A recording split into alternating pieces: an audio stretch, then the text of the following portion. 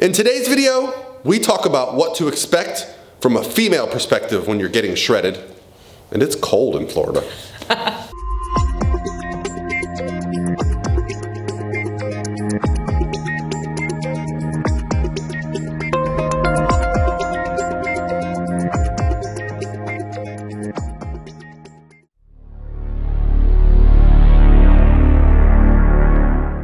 What's going on, guys? This is Paul Ravella from ProPhysique.com, and I have a special guest, none other than IFB Bikini Pro and my good friend Laurin Conlin. God, you get the best intros. The best! She's gorgeous, she's smart, she's a badass. These washboard abs. She's got abs. No, I don't. But I used to, which is what we're going to talk about today. So what we're going to talk about today is I did a video, I did it about 2 weeks ago, and it was basically what to expect when you're going to get shredded. And of course, because I'm me, I did it from my perspective, and I had a lot of commenters asking me, hey, can you do one from the female perspective? And I thought, who do I know that's female that gets shredded? This young lady. So, as a coach, there are certain things that I'm aware of, but I thought it'd be very cool to actually do a video with you because we can get a first-person perspective, because I know from a guy's perspective, yes, I become food focused. Yes, I lose sex drive. Yes, I'm tired all the time. I'm short-tempered. But I wanted to see if there was some other things that I was missing and if there were some things in common. So, all those things. Let's talk about, now in my video I kind of inadvertently discovered, in myself at least, that there was kind of 3 phases, and maybe you can discuss the 3 phases that I mentioned, because I doubt you watched my video because you're very busy. But in the 3 phases I mentioned were, phase 1 is when the diet starts. Everything's hunky-dory. You're seeing scale changes. You're still strong in the gym. It's kind of like a euphoric period because the scale's moving. Then phase 2 is where we get to the grindy part, where the scale starts to struggle a little bit, strength starts to suffer. We have some good and bad days. You know, you might have a low energy day here, a good energy day the next day. Yeah. You see yourself in the mirror and you're like, oh, I'm gonna be ready. And then the next day you see yourself and you're like, oh crap, I'm never gonna be ready. Yeah. So that's the grindy phase. And then phase 3 is it always sucks. Yeah. You wake up tired. Yeah. You might walk around shredded all the time and look good, but workouts very rarely are good. Energy is very rarely good. And if someone looks at you the wrong way, you are gonna snap. So catch me outside. Catch me outside. How about that? How about that? I don't know why that's popular. It's so funny. Have you seen it? It's amazing. Of course it is. Oh my god, but you know it's like years old. I don't care. I don't watch Dr. Phil. Somebody found a rerun. If I don't watch your videos, you think I watch Dr. Phil? Like, come on. No, I looked it up. But anyway, catch me outside. So similar.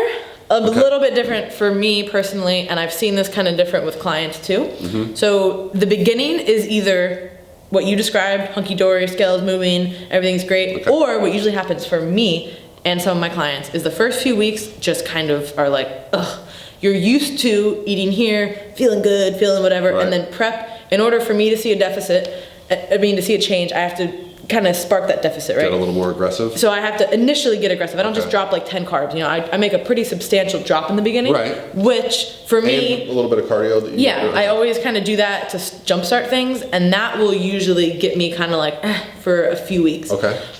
Usually my hunger is disrupted, my energy is lower. I just kind of find that is the big switch of like, okay, I need to have things prepped, otherwise I'm gonna get real hangry. I'll say this, I do notice with women, I typically have to be a little more aggressive at the start than with guys. Yep. But I think that a lot of that goes back to that early on. Dieting from a childhood, you know, always trying to be a size 3 or whatever it is. So for me, the first, it's kind of hit or miss, but usually the first week to 2 to 3 maybe is kind of me just getting adjusted, and it's not necessarily good or bad. Like, I'm making progress, but it's just a big adjustment for me. Yeah. So I always kind of tell people, like, listen, this is normal. If you're like, wow, I just started dieting, why do I already feel tired? It's just because your body was so used to being here, and now you're asking it to eat this. So I usually will feel that in the beginning. Some people are different. Some people feel, like you said, initially. So maybe you have a reverse. Amazing. Maybe you have the grindy beginning, and then you kind of have the euphoric smooth. And then after those first few weeks, I kind of get in a groove, and I'm kind of making progress, and I'm happy, and I'm whatever.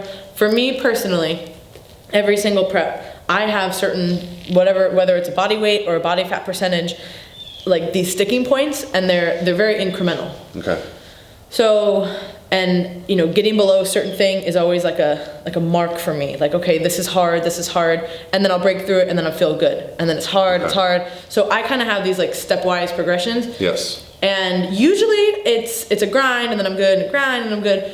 that's when training's kind of hit or miss. But usually, for the most part, things are positive, even though it's hard. So for me, when I'm grinding, I usually don't see much progress. Okay. And I know, I'm like, okay, if I stay consistent, I'll see it drop. And then I'll wake up, I'm like, oh, I'm feeling pretty good. And then I've dropped. So sometimes it's weird. But then once I get below a certain point, which is generally 135 for me, I compete between 130 to 127. Below 135, life is no longer fun. Things are just hard. Daily tasks are hard. Focus is hard. Oh, I have to take a nap every day. Like, that's when that starts to become, prep is unmanageable at that point. I mean, it's manageable, but it's an unmanageable, like, sustainable Well, let's thing. talk like real life stuff for girls. Menstrual cycle. Yeah, well, I'm not a good example of that, but most people do lose their menstrual cycle. Yeah. Whether, some people never lose it. I know people who diet poorly, as far as like do 2 hours of cardio, eating fucking, I've had girls in peak week be like, my menstrual cycle started. Yes, there's people who have done things the right way, the wrong way, and they still have it. Yep. And then there's people who lose a few pounds and they lose it. Yeah. So you have to think of this from, evolutionary standpoint. Everyone is built to make children, and some people just, it's just a different level for certain people. Right. Some people are naturally leaner than others, so I feel like people who maybe are naturally leaner will kind of just keep it. And then people who are, naturally a little bit heavier or thicker, if they start losing weight, their menstrual cycle will stop. Okay, now another thing, because I know from a male perspective, sex drive is something that changes when hormone levels tend to drop. Is it similar for women? Oh, yeah. And is it the sex drive, or is it the energy that causes that? I think it's both. I think it's a combo, because when I don't have energy, I'm not like super excited about anything. Usually I've said this a lot. Yeah, we're gonna get it on tonight, babe, and then like it's just and another, not to her, to my wife. Missy's over there. Yeah, it's definitely, Ryan probably watching this, he's like, oh yeah, I know. Yeah. It's just another thing to do. At that point, you're like, oh, I'm just not really that excited, and and it is definitely a hormone thing, and I think it's a hormone and an energy level thing, just because, again, if I'm pretty drained and I've done my cardio and I've done my work and I've gone to the gym, the last thing I'm excited about probably is that. But that's hit or miss. But towards the end, like I said, everything is just very kind of narrow focused. Once I'm below 135, it's like... Now, are you someone who tries to like save bullets in the gun? So let's say pre-workout, fat burners, tricks with cardio, things like refeeds, diet breaks, for later in prep, or do you just start from the get-go loading up on the stimulants? I'm like to be pretty consistent with most things. Okay. I always start with refeeds. I always start with 2 refeeds, and that was something that Eric taught us this year. Start with 2 refeeds, and then what I personally did was, in order to increase the deficit, I didn't drop the refeeds, I extended the days in between. So basically I would do 5 normal days and 2 refeeds, and then what I started doing was 8 days normal and then 2 refeeds. So it was a 10-day cycle. So I still kept the double refeed, but I just extended the days in the deficit. Okay. That's a for sure thing to do. Now, as far as stimulants and things like that, I'm a big stimulant fan. I love pre-workouts, I love fat burners, that's just part of my life. I like coffee. So I use them pretty consistently. Starbucks. Yeah. Yes, sponsor me. No, but the amount will definitely change during prep. In the beginning, I'm not gonna say, let me take 6 scoops of pre-workout today and then 2 fat burners. No. I'm gonna start with maybe 1 fat burner in my coffee, and then maybe later I'll have a pre-workout. Okay. And then some days, maybe I don't need it. Some days I'll just take something with nootropics in it, no stimulants. And then there's other days where on prep, every day, okay, I gotta have my coffee, my fat burners, my pre-workout, my double this. It gets to that point for me. I'm somebody who likes stimulants and somebody who's used them for a very long time. Blackstone's actually coming out with a product that will help take care of your adrenal glands for that reason. But so it's just part of prep to me. Okay. And I will start on the lower end of it, and then I will move up. We actually, I've been loving too, now we have this like non-stimulant fat burner that's actually really, really effective. Right. So that's something that I like to add into at night, which is not affecting me in a negative way, it's just as far as stimulant goes. So there's a lot of different avenues as far as supplements, but no, I take them, and then the amount will just change as needed. Sure. Cardio, we've talked about this before, but I'll do moderate. Mostly, and then I'll add in HIIT as needed. I didn't really do much HIIT this prep, honestly, based on injuries. And yeah, that's right. You had a little glute thing. I still have the glute thing, as I'm rubbing it right now because it's hurting. Yes, I'm rubbing my glute right now. You're like moving a lot. I know. I know. People dizzy. It's serious. I know. Sorry. Okay, I need to just like be contained. No. If this was on prep, I would just be I'd be like, yeah. So I've been doing cardio. You know when I'm on prep. Well, I think if you guys follow Laurin, you probably notice her YouTube video frequency went from like a little bit to fucking none. Negative. Like the last. Because that speaks to prep. There are certain things that I have to take out of my life. You put a list of priorities at the top, and YouTube's not my number one priority. No. YouTube doesn't make my living. Right. It's just my reality. Right. My coaching does, and so that's number one. So work has to get done. Yep. And then I have my sponsorships and the other like commitments that I have. Yep. And then I have my competing, so my training and my cardio and my meal prep. Family. Yeah, family and boyfriend. No, but. I mean that's a constant. I mean that's always there. Being a nice person. Lorena. Yeah. Hey mom. And she's like, oh, don't come home. You're being a bitch. No, you can't go out to eat with your mom. She gets mad. Yeah. No, I'm like, but no, I try to balance. I try to have a good balance of everything on prep. But there are certain things that are just extra that I just will cut out. It's a very common thing to say. So I think we've kind of covered a lot of the things, what to expect. The common thing, like everyone wants, let's get balance. We need balance. Fuck balance. Your life's never going to be balanced. Never. Yeah. I've been 41 years old. My life's never been balanced. It's always been favoring something. When I was going to college, it wasn't balanced for spending time with my friends. And when I got out and started working, it wasn't balanced towards going to school. There's always.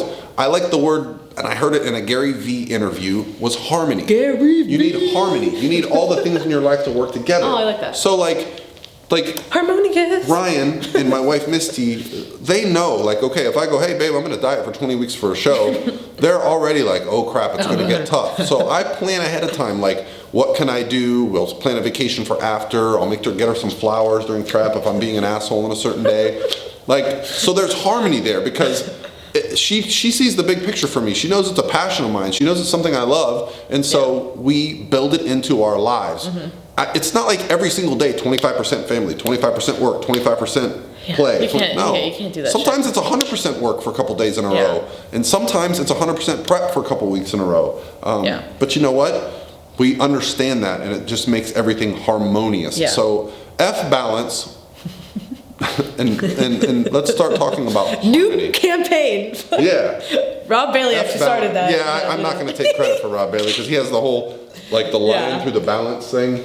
And I used to be like, that's a terrible decision. And then guess what? I started my own business, and guess what? Yeah. There's no balance when it's all on you, when it's all on the person that's in the mirror.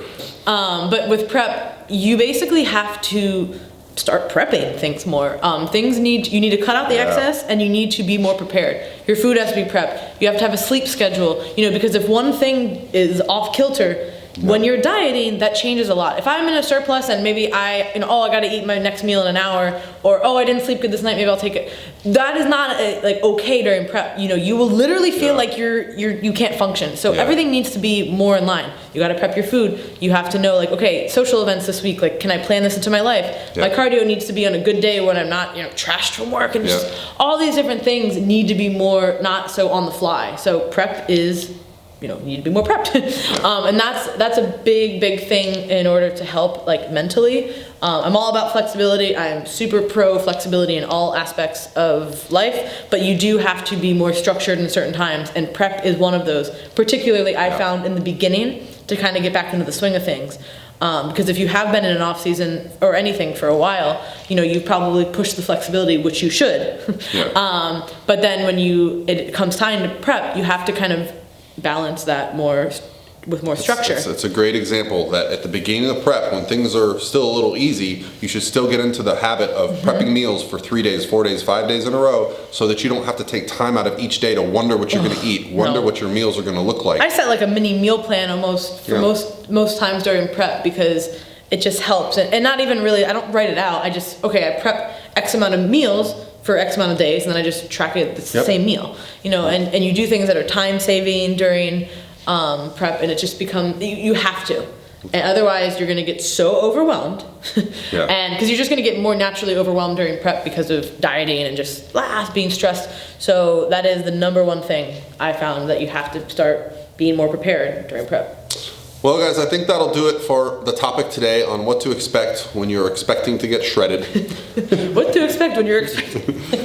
So thank you, Laurin, for all the insight. I think a lot of it applies to the video I did for myself and from the male perspective. Yeah. You know, the difference being, you know, there are subtle differences between females and men. Yeah. And one of them is dieting history. The other is estrogen versus testosterone being the dominant hormone. But overall, there's going to get a point where contest prep is just going to suck. And if you are going to get to an elite level of body fat, it's going to suck. Yeah. There's nothing around it.